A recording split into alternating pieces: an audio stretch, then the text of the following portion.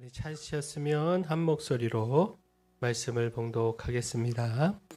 이삭이 그의 아내가 임신하지 못하므로 그를 위하여 여호와께 간구하매 여호와께서 그의 간구를 들으셨으므로 그의 아내 리브가가 임신하였더니 그 아들들이 그의 태 속에서 서로 싸우는지라. 그가 이르되 이럴 경우에는 내가 어찌할꼬 하고 가서 여호와께 묻자온대 여호와께서 그에게 이르시되 두 국민이 내 태중에 있구나. 두 민족이 내 복중에서부터 나누이리라. 이 족속이 저 족속보다 강하겠고 큰 자가 어린 자를 섬기리라 하셨더라. 그 해산 기한이 찬즉 태에 쌍둥이가 있었는데 먼저 나온 자는 붉고 전신이 털옷 같아서 이름을 에서라 하였고 후에 나온 아우는 손으로 에서의 발꿈치를 잡았으므로 그 이름을 야곱이라 하였으며 리브가가 그들을 낳을 때에 이삭이 60세였더라. 아멘. 우리 좌우에 계신 분하고 인사 나누겠습니다. 잘 오셨습니다. 주의 은혜가 있을 겁니다. 네, 우리 한 번 더 인사합니다. 맥체인 합시다. 네, 말씀으로 승리하기를 축원합니다. 고 하용조 목사님 책입니다. 기도하면 행복해집니다. 이 책에서 기도에 대한 여러 가르침, 도전을 주고 있는데 참 단순하지만 중요한 이야기를 하고 있습니다. 잠시 한 부분을 좀 읽어드리면 많은 교회에 믿음의 눈이 없습니다. 자기들이 못하니까 하나님도 못하시리라 생각합니다. 우리는 이같이 잘못된 편견과 생각을 내려놓아야 합니다. 나는 못해도 하나님은 하십니다. 교회는 못해도 하나님은 하십니다. 다시 말해 하나님이 하시니 기도하라는 겁니다. 기도하면 된다는 겁니다. 따라서 또한 이렇게 쓰고 있는데 기도하는 사람은 하나님의 핸들입니다.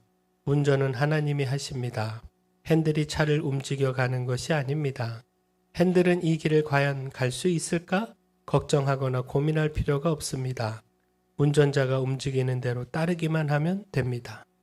하나님은 눈에 띄지 않아도 한 사람의 기도를 통해서 기도하는 사람을 통해서 역사를 움직여 가십니다.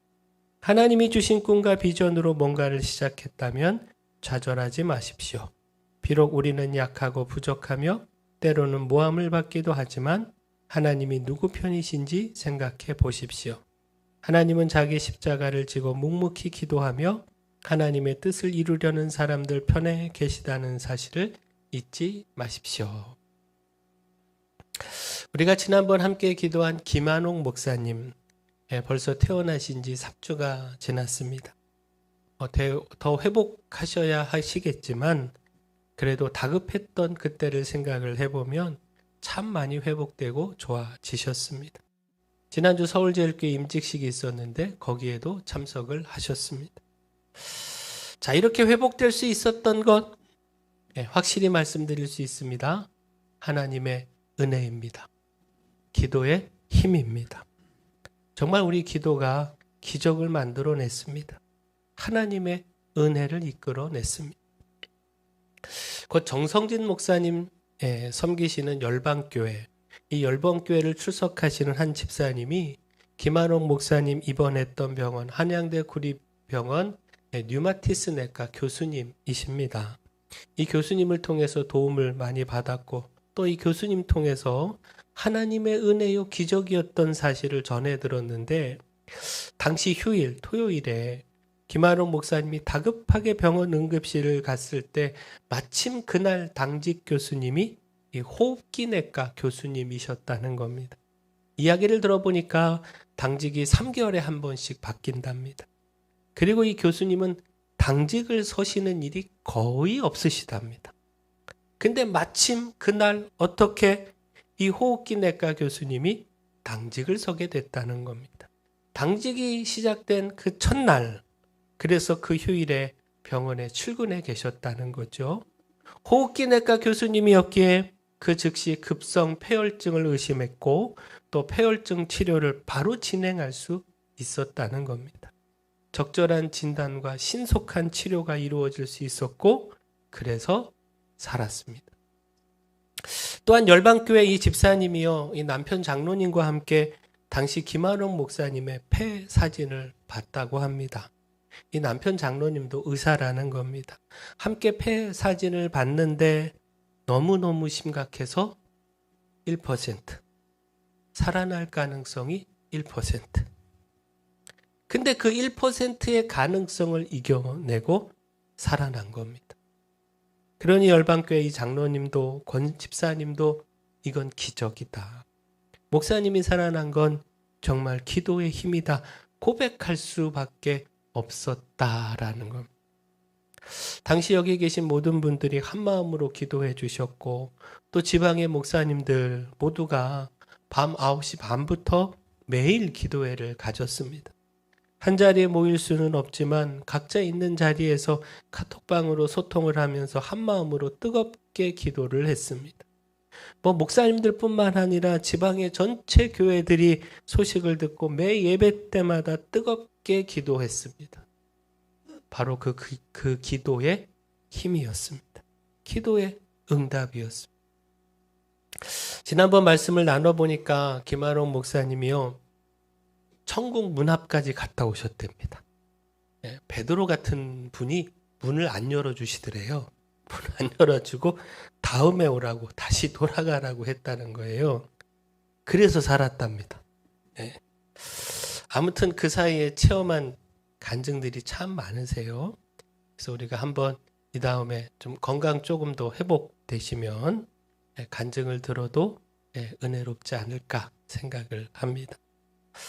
아무튼 김한옥 목사님 치유와 회복을 보면서 다시 한번 기도의 힘을, 우리가 하나님 앞에 드리는 이 기도가 결코 헛되지 않으며 반드시 하나님의 은혜의 역사, 응답의 역사로 이어진다는 사실을 확인하며 깨달을 수 있습니다. 믿음의 기도는 하나님을 움직입니다. 하나님은 우리의 기도를 들으시고 그 뜻도 돌이키십니다. 정말 놀라운 능력이 우리 기도에 있습니다. 이것 잊지 말고 힘써 기도하는, 기도로 우리의 삶을 하나님의 능력으로 채우고 하나님의 역사를 경험하는 삶 살아가기를 축원합니다. 곧 기도하면 해결됩니다. 우리가 할 수 없는 문제들, 우리 앞에 있는 우리의 한계들 기도로 해결할 수 있습니다. 자, 오늘 말씀 이삭의 아들 에서와 야곱이 태어난 것, 이것을 전하고 있습니다. 자, 근데 처음 이삭의 아내 리브가가 임신하지 못했다는 겁니다. 이삭도 그 아버지 아브라함처럼 결혼을 하고도 오랜 시간 자녀를 얻지 못해서 고민하고 걱정해야 하는 어려움의 시간을 가져야 했다라는 겁니다. 곧 에서와 야곱이 태어난 때가 이삭이 60세일 때, 이삭이 40세에 결혼했던 거 우리 지난주 말씀 기억나시죠? 그러니까 결혼하고 20년 만에 아이를 낳은 겁니다. 다시 말해 20년 가까이 자녀가 없는 것으로 인하여 아픔의 시간, 걱정과 근심의 시간 가졌다는 겁니다. 자, 근데 21절 한번 볼까요? 이삭이 그의 아내가 임신하지 못함으로 그를 위하여 여호와께 간구하매 여호와께서 그의 간구를 들으셨으므로 그의 아내 리브가가 임신하였더니. 이삭이 그 아내를 위해 기도했고 그 기도에 하나님이 응답하셔서 임신하게 됐다는 겁니다. 기도로 그 앞에 문제를, 임신하지 못해 고민하는 문제를 해결했다라는 겁니다. 자, 이처럼 기도는 우리의 문제를 해결합니다. 우리가 할 수 없는 일, 답을 찾을 수 없는 문제에 답을 제시합니다. 따라서 기도하기를 소원합니다. 기도로 우리의 문제를 넘어서 승리의 삶 살아가기를 소원합니다. 무엇보다 기도하고 또 기도하고, 곧 우리의 기도는 멈출 수 없음을 기억하고 끊임없이 기도하기를 소원합니다. 곧 우리의 삶의 문제가요, 한 번으로 끝나지 않습니다. 곧 한 번 응답받고 한 번 문제가 해결되면 그것으로 우리의 삶의 문제가 더 이상 없느냐, 그것으로 끝이냐. 우리가 매년 송구영신 예배 때 기도 제목 적어서 내시잖아요. 제가 그 기도 제목 보고 나름 힘써 기도를 하는데, 그렇게 기도하다 보니까 우리 기도의 패턴이라고 할까요? 흐름이라고 할까요? 이런 것들을 좀 살펴볼 수가 있습니다. 그 자녀를 위한 기도 제목이 빠지지 않는데 자녀가 대학을 졸업을 하면 취업을 위해서 기도합니다. 취업만 되면 더 이상 바랄 것 없다는 마음으로 기도 제목을 적습니다. 근데 하나님께서 응답해 주셔서 취업이 되면 이제는 결혼을 위해 기도합니다. 결혼이 기도 제목. 좋은 배우자 만나서 가정을 이루게 해달라. 우리 아들이 결혼만 하면 더 소원이 없겠습니다. 그렇게 기도 제목을 적습니다. 그래서 하나님이 그래? 그게 마지막 소원이라고 하니까 응답해 주마. 그래서 응답해 주시면 그래서 좋은 사람 만나 결혼을 하면 이제 더 소원이 없어야 하지 않겠습니까? 그런데 그렇게 안 되잖아요. 이젠 무엇을 위해 기도하죠? 내 손주를 위해 기도합니다. 더도 말고 손주 한 명만 보면 좋겠습니다. 우리 며느리 임신하게 해주십시오. 다시 기도 제목이 올라옵니다. 이게 정말 마지막 소원이라는 듯이 기도 제목을 적습니다. 그래서 하나님이 그래 정말 마지막 소원이라고 하니까 한 번 더 속는 셈 치고 그 기도에 응답해 주셔서 손주를 주십니다. 그리고 이제 됐지? 끝이지? 마치 이렇게 물어보시는 것 같은 그런 생각이 드는데 근데 이게 끝이냐? 네, 끝이긴 합니다. 아들을 위한 기도는 끝이 납니다. 근데 이제 누구를 위해 기도해요? 네, 손주를 위해서. 우리 귀한 손주 아프지 말고 건강하게 해달라. 어린이집 잘 적응하게 해달라. 조금 더 지나면 유치원 들어가면 유치원 친구들하고 싸우지 말게 해달라. 더 커서 초등학교 입학하면 학교 생활 잘 적응하고 좋은 선생님, 좋은 친구들 만나게 해달라. 이후 더 크면 좋은 대학 가게 해달라. 좋은 직장 취업하게 해달라. 좋은 사람 만나 결혼하게 해달라. 기도가 끊어질 수 없습니다. 기도 제목이 돌고 또 돌고 멈추지 않고 기도할 수밖에 없습니다. 곧 우리의 삶의 문제가요 끝나지 않습니다. 하나님 앞에 갈 때까지 계속됩니다. 그러니 계속 기도해야 합니다. 기도로 그 문제를 풀어가야 합니다. 자, 오늘 말씀도 한번 보십시오. 아내 리브가가 임신하지 못하는 것이 문제였습니다. 이것이 기도 제목이었습니다. 그래서 이삭이 간절히 기도했고 그래서 하나님이 응답해 주셨습니다. 리브가가 임신했습니다. 근데 그게 끝이냐? 네. 더 이상 기도할 것이 없느냐? 리브가가 임신하고 보니 그 태속이 이상한 겁니다. 태속이 평안하지 못하고 막 요동을 치는데 이 태속의 아이가 이거 잘못된 것 아닌가 걱정할 수밖에 없는 겁니다. 이제는 임신한 것 때문에 기도하지 않을 수가 없는 겁니다.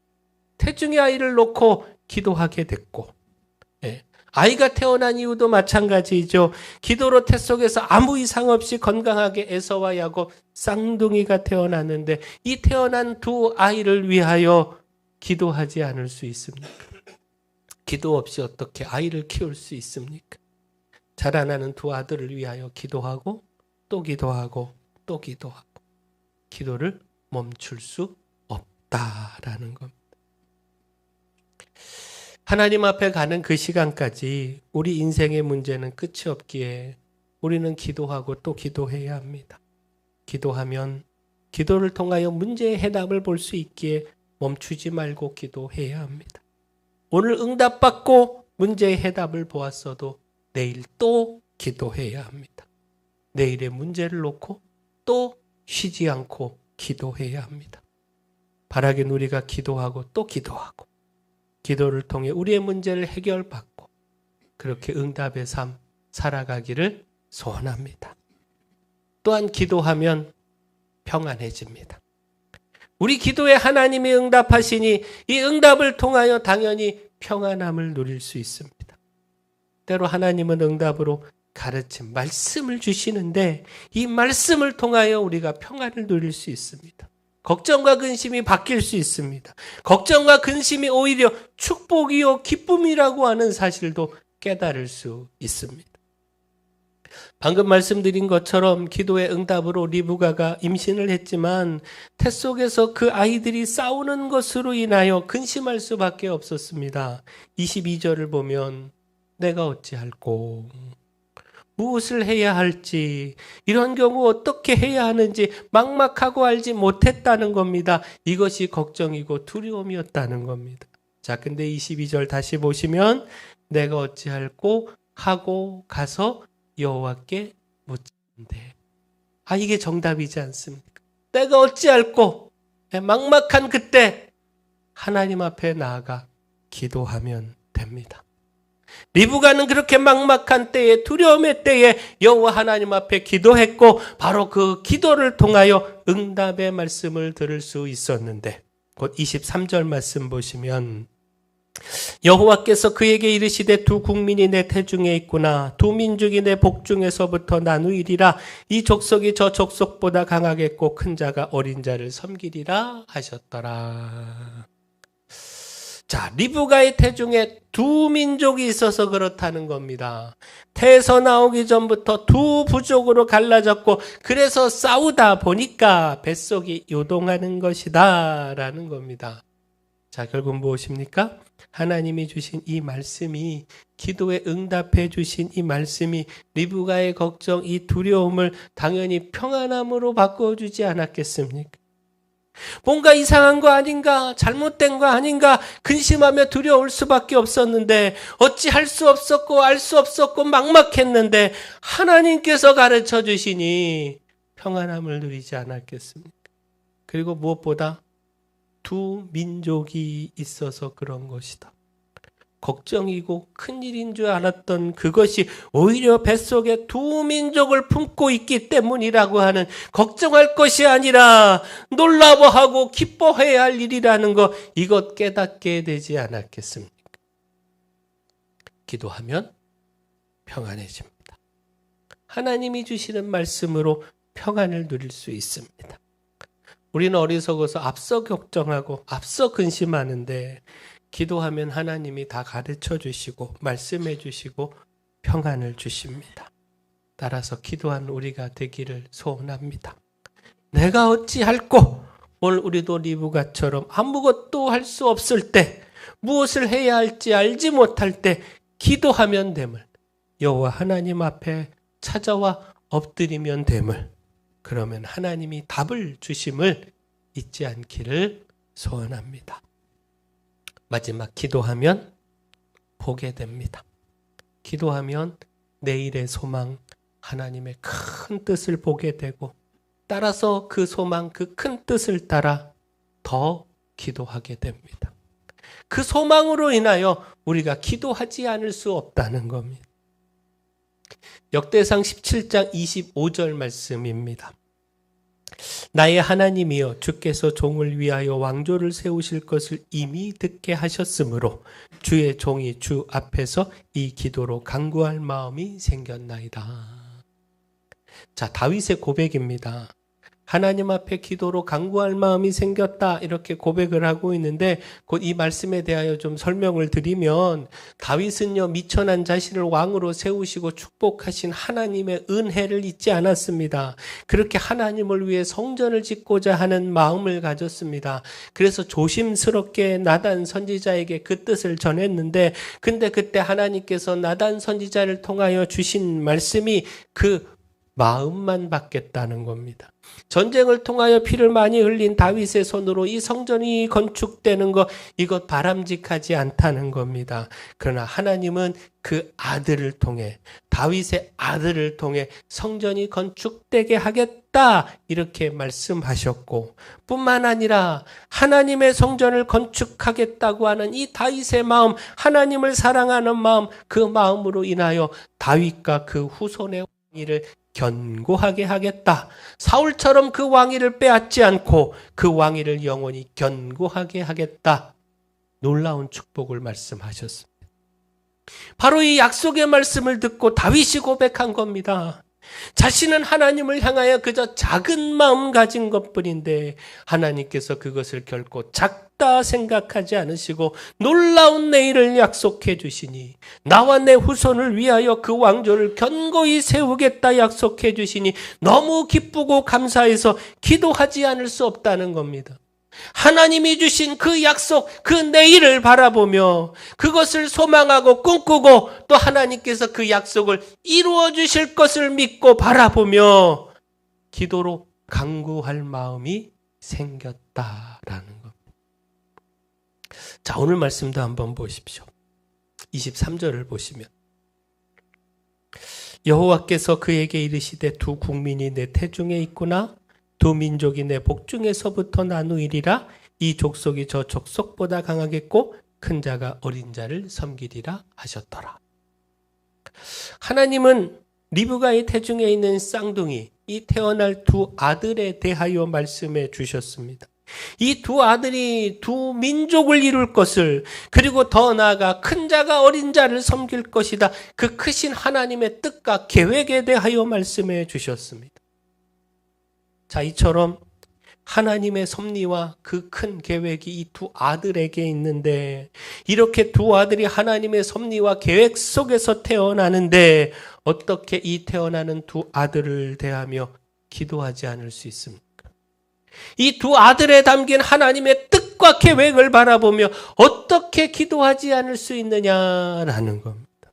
자, 무엇보다 23절 말씀 한번 다시 보면요. 당신은요, 무조건 장자가 장땡이었습니다. 차자는 찬밥이었습니다. 큰아들이 무조건 우선. 예? 그렇게 에서가요, 치열한 다툼 가운데서 야곱을 누르고 먼저 태어난 겁니다. 먼저 태어나 장자가 됐는데, 근데 하나님의 말씀, 자, 띄워주시죠. 이 족속이 저 족속보다 강하겠고 큰 자가 어린 자를 섬기리라. 자, 여기서 깨달아야 하는 것. 모든 주권은 하나님 손에 있다는 것. 세상에서 내가 이겼다고, 내가 먼저라고 아무리 주장해봐야 하나님의 뜻대로 된다라는 겁니다. 세상의 통념과 달리 큰 자가 어린 자를 섬긴다는 겁니다. 세상의 통념대로라면 장자가 다 모든 건 물려받고 우선되는데, 오히려 하나님의 섭리 속에서 큰 자가 어린 자를 섬긴다. 우리 사람의 힘, 사람의 뜻, 사람의 기준이 아니라 하나님의 뜻대로, 주권대로 된다는 겁니다. 우리 인생이 하나님 손 안에 있다는 겁니다. 자, 그렇다면 여기서 어떻게 기도하지 않을 수 있습니까? 우리 모든 인생, 내 손에 있다. 내 주권대로 된다. 하나님이 이렇게 말씀해 주시는데, 우리 자녀, 우리 손주, 그 미래가, 우리 치열한 몸부림, 그 싸움에서의 승리, 여기에 달려있는 것이 아니라 하나님의 손 안에 있다. 이렇게 말씀하시는데 어떻게 기도하지 않을 수 있습니까? 하나님의 주권 속에서 우리의 삶, 우리 자녀의 삶을 축복으로 세워가기 위하여 기도해야 합니다. 하나님께서 인도해 주시기를 기도해야 하고, 더 나아가 그 하나님의 뜻을 알고 순복하기 위하여 내 뜻대로가 아니라 하나님의 뜻대로 살아가기 위하여 기도해야 합니다. 기도하면, 근심 중에 낭망하지 않고 기도하면 하나님께서 보여주십니다. 우리 내일도, 우리 자녀들의 미래도 보여주십니다. 무엇보다 그 모든 것이 하나님의 주권, 하나님 손 안에 있음을 가르쳐 주십니다. 그러니 기도해야 합니다. 기도함으로 내일, 하나님이 보여주시는 내일을 볼 뿐만 아니라 그 바라본 내일 때문에 또한 더 기도해야 합니다. 기도함으로 하나님의 주권, 하나님이 주신 소망을 축복으로 이루어 가야 합니다. 바라긴 우리가 기도함으로 우리의 삶의 문제도 해결하고, 근심과 두려움도 평안함으로 바꾸고, 내일의 소망도, 하나님 손 안에 있는 우리 내일에 대한 소망도 더 굳건히 붙잡기를 소원합니다. 사랑의 주 하나님, 오늘 말씀 따라 힘써 기도하겠습니다. 기도함으로 응답도 누리고 평안도 누리고, 또 내일의 하나님의 뜻, 저희를 향한, 저희 자녀, 저희 손주를 향한 내일의 계획 보게 하여 주시옵소서. 그 바라본 내일 때문에, 무엇보다 저희 인생, 저희 자녀와 손주의 인생이 하나님 손 안에 있음 때문에 더욱 기도하겠습니다. 그 기도 들으시고 그 모든 인생 책임져 주시옵소서. 더욱 선하고 아름답게 인도하여 주시옵소서. 예수님 이름으로 기도합니다. 아멘.